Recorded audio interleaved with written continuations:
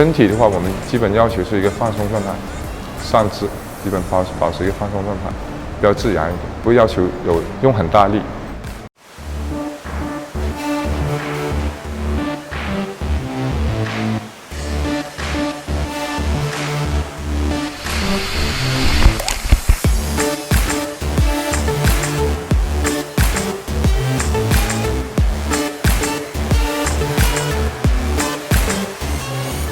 你要是想往海上的刺激一点，但是我觉得这个更加刺激一点，因为这个很多那种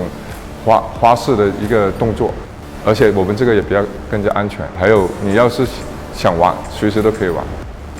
海上冲浪的冲浪板的话，它那个板的面积相对比较大一点，室内冲浪板的这个相对面积小一点，但是它的重量可能比较重一点。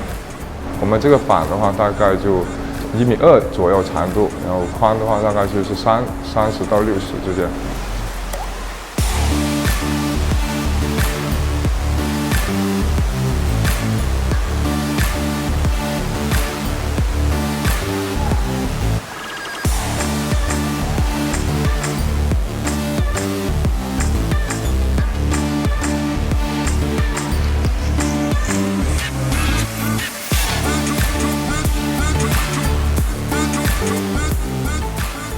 我觉得话主要是下肢的部位那些肌肉，大腿啊、小腿啊，还有一个灵活性，膝盖啊、脚踝稳定性这些可以练一下。身体的话，我们基本要求是一个放松状态，上肢基本保持一个放松状态，比较自然一点，不要求用很大力，主要还是靠我们重心一个控制。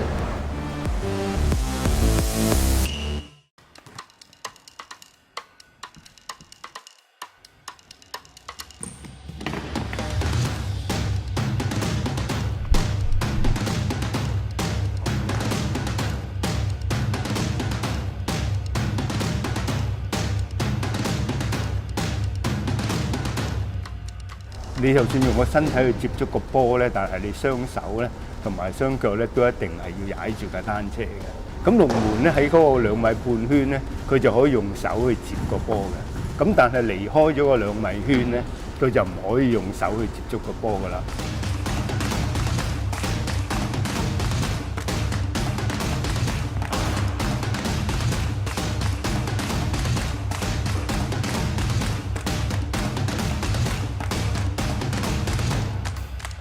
呢項運動咧就可以話俾你知咧，就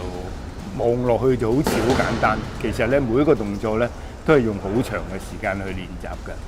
市民嘅參加者咧，嗰度都每次訓練班咧都有成20人參加嘅。咁但係如果恒常咧，我哋係好比較專長啲嘅訓練咧，所謂港隊嘅訓練咧，我哋大約係有十零人咯。